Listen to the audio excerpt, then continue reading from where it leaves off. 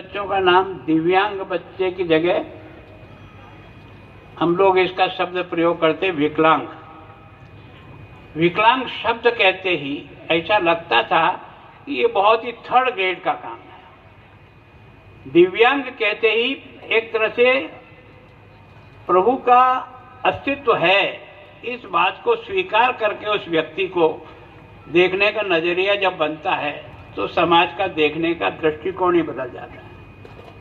और अब तो आपने देखा होगा कि पैरा ओलंपिक में भी और खेलों में भी इन दिव्यांग बच्चों ने जो अपनी प्रतिभा कायम की है, कोई कल्पना भी नहीं कर सकता कि इतनी बड़ी इनमें क्षमता है। अब आपके यहाँ की कोई दीपा है, उसने वर्ल्ड की पहली महिला है जो दिव्यांग होते हुए उसने इस प्रकार का कीर्तिमान स्थापित किया। इसी तरह से आपने देखा कि 2 गोल्ड मेडल प्राप्त किए हैं देवेंद्र झांझड़िया ने। इसका मतलब उसको किसी न किसी ने तो तैयार किया होगा। उस बहन की बात में काफी दम है कि अगर इसके लिए एक स्पेशल कोच अगर मिले इन बच्चों को इस प्रवृत्ति में, जहां जहां इसकी एबिलिटी हो, उनको कैसे स्पेशल कोचिंग के आधार पर उनको उनके क्षेत्र में आगे बढ़ाया जाए।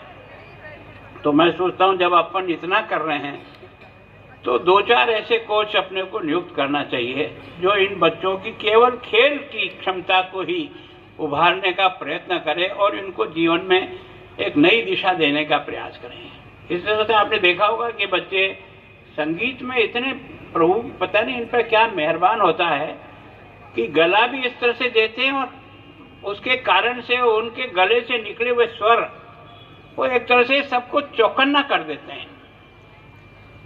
आपने देखा होगा, आपके यहाँ ही होगा ना, जो रामायण में जिन्होंने गीत गाए थे, रविंद्र जैन, वो यहीं का थे, आंख से अंधे थे, लेकिन भगवान ने क्या गला दिया कि आज तक इस प्रकार का गला का कभी सुना नहीं होगा। रामायण को रामायण बनाने में अगर सबसे बड़ा योगदान किसी का है तो उस गीतकार का है। उसके संगीत में इतना दम है कि उसने सारी दुनिया को हिला के रख दिया। तो वास्तव में ये क्षमता इन बच्चों में होती है। इन क्षमता को पहचान करके इसको आगे बढ़ाना।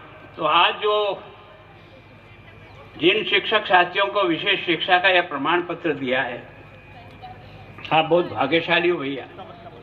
हमने भी अपनी शिक्षा में इतने साल की जिंदगी गुजारी है, पर ये प्रभु ने हमको सेवा का मौका नहीं दिया और इस कारण से हम कर नहीं पाए। लेकिन आज के इस अवसर पर यह थे कि आपको प्रभु ने एक स्वर्णिम अवसर दिया है कि आप इस बारे में उस बच्चे को कहां तक ले जा सकते हो, ये आप पर स्वयं पर निर्भर करेगा। ये एक तरह से उसके जीवन को परिवर्तन करना, ये साधना का एक प्रकार है। और मैं सोचता हूं कि भगवान कहां आशीर्वाद देता है हमें पता नहीं, लेकिन ऐसे कोई असहाय व्यक्ति के मन से निकल जाए कि भला होना है इस आदमी का या भला होना है इस अध्यापिका का, तो मैं सोचता हूं इससे बड़ा वरदान तो भगवान भी नहीं दे सकता है जो वो बच्चा देता है। तो ये जो वास्तव में दर्द है इनको आगे बढ़ाने का, इसको जब अपन दर्द मान करके इसको सेवा के रूप में आगे बढ़ाने का प्रयत्न करते हैं तो प्रभु आपको भी उसके रिटर्न में कुछ न कुछ